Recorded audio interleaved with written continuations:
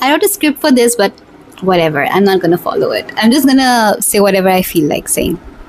So basically, there's a problem with me. I am always dissatisfied with wherever I am in life. And it's not just me, it's every single human being on this planet. I think every single being in this planet always wishes for something more, actually. And I always wondered that why is that, sort of? Where does ambition and this sense of dissatisfaction really come from?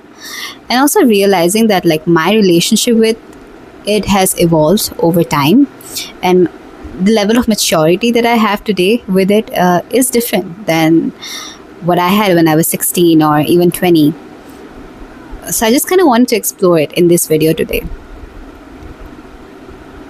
So if you're interested, make sure you watch it till the end.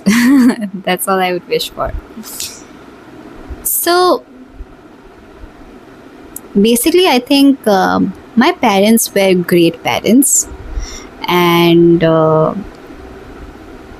they have never hit me.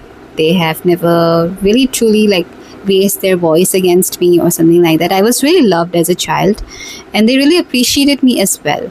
But at the same time, growing up in an Indian education system in general, like I think you're so much like constantly compared to other kids. And there's always a kid who's doing better than you. You know, there's always an Asian who's doing better than you. And it's the same for even Asian kids, you know. I think there's always someone who's better looking than you, or better at singing, or better at dancing, or just getting better grades and is doing better than you in life. So comparison is just so inbuilt in our system and society in general that no matter who you are as a person, I think you will feel it in some way or the other. At times you will feel that you deserved more than one person and that you didn't get that thing, you know, as well. So I think one of the reasons why I constantly compare myself to other people has been because of the kind of upbringing that I had, which, you know, I think it's fine. Like my parents tried their best, but I think the system is such that it's gonna happen no matter what. More thing is that I am also a very type A kind of a person, just like my parents. I never saw my parents relax. They were constantly running for one thing after the other, you know.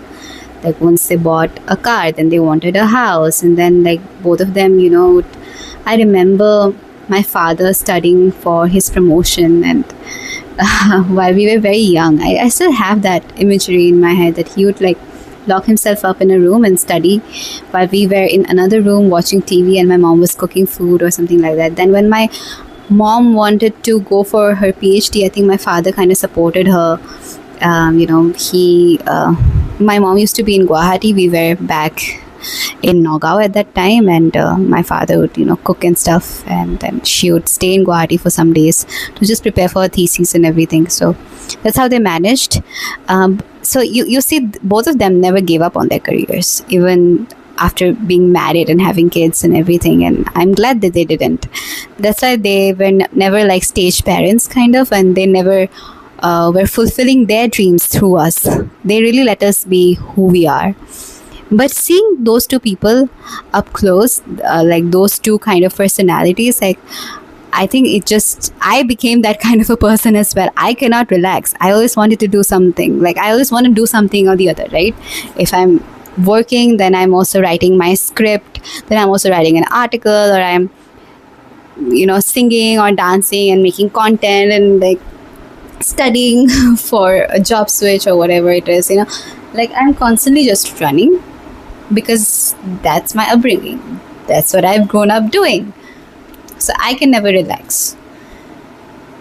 And why can't you relax? Because a part of you feels like you need to do more. A part of you feels dissatisfied.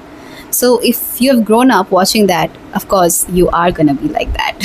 You know, I think one of the reasons why I'm dissatisfied, sort of, dissatisfied maybe has a very negative connotation, but I don't mean it in a very negative way. It just means that you are constantly restless and you feel like you need to do more. That's what I mean by dissatisfaction. So I think growing up seeing two people like that is also a reason why I'm dissatisfied, sort of. I constantly feel like I need to do more and more and more and more. And more is the answer. That I need to achieve more, then I need to study more, then I need to make more content, and then, like, I need to do more all the time. And that's how I will grow as a person. And that's true as well, to be honest. That's true. Because I work my ass off, I do think I'm growing as a person. But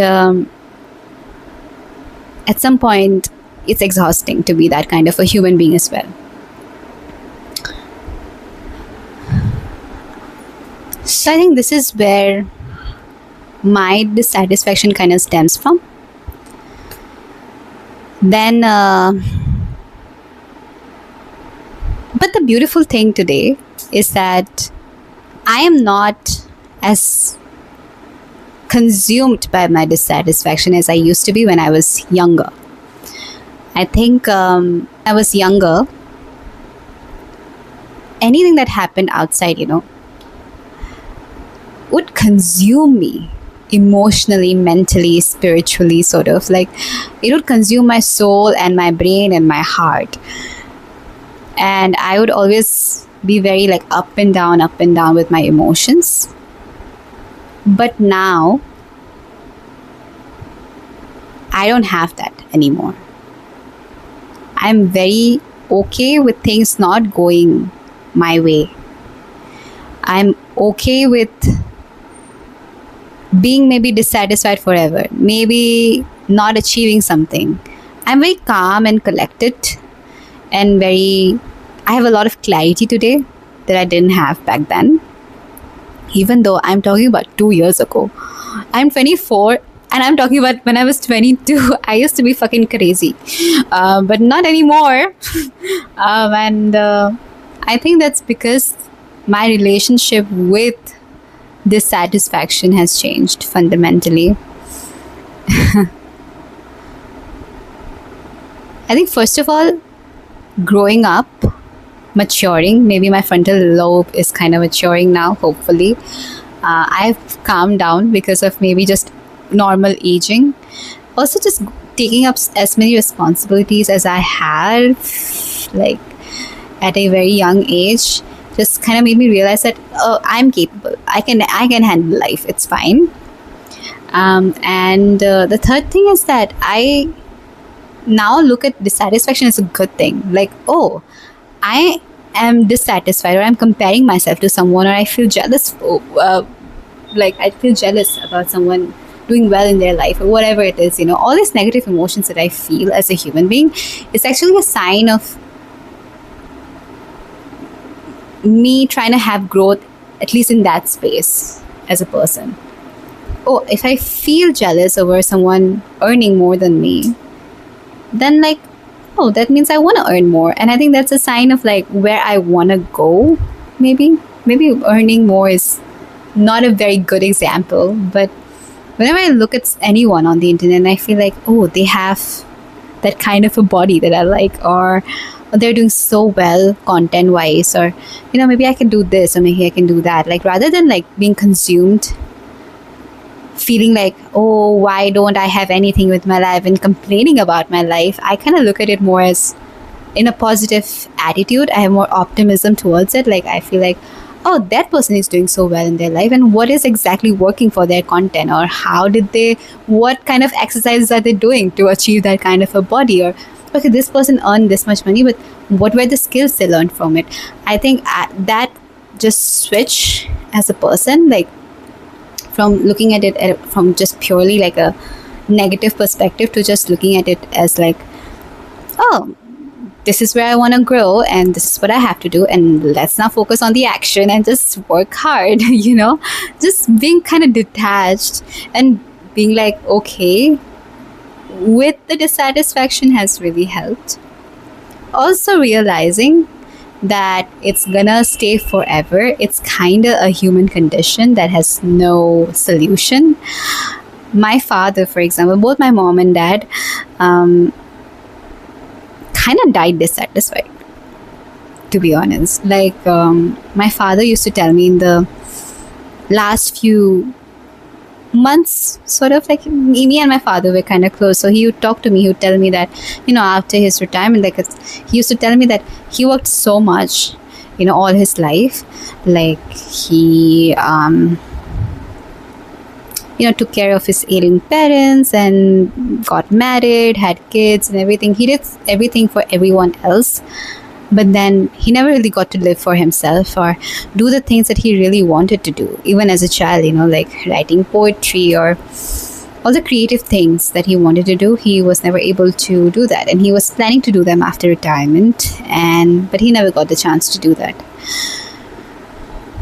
So even after achieving everything from the outside, you would say that is a very successful man. He has a good job, he's good looking, he has a beautiful wife, he has 2 beautiful kids. Like, that is a perfect life. But even within that, there are aspects of just, no matter what you do, वो जो नैना नहीं बोलती है बनी को कि यार बनी कितना भी ट्राई करो, लाइफ में कुछ ना कुछ छूटना ही है, तो कुछ ना कुछ छूटना ही है भाई. There's no way that you're gonna be completely satisfied in all boxes of your life. Like, that's not gonna happen. Even with my mom, I think my mom did way more than my dad, and that is something that I have taken from my mom. That, like, my mom, even after being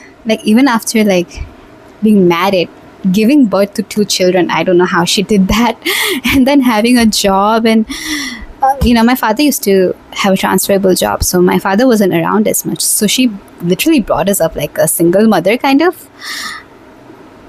Like, going through as much as my mom did, I just sometimes marvel at, like, what a lady, bro. Like, what a lady. Seriously. She could have easily, like, just gone to work, come home, feed us. Even that would have been enough, but no, she still pushed herself to get her PhD. She still pushed herself to go to seminars and take workshops and do everything that she wants to do, like learn driving and whatnot.